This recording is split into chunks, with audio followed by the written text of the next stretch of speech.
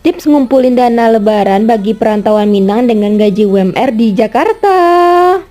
Hai Dunsana Sadonyo, salam rantau dari Suci Siga di Minang. Waktunya YMB Indonesia Minang berbicara. Suci mau jawab pertanyaan ini ya Dunsana, bagaimana dana tabungan untuk pulang kampung?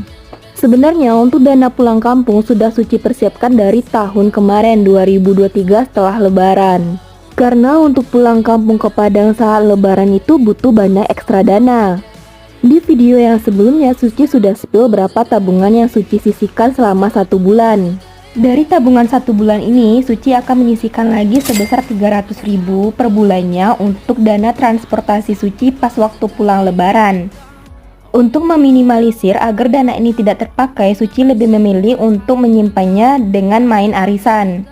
Disarankan menerima arisannya H-1 bulan sebelum lebaran ya Dunsana. Dari uang arisan tersebut, Suci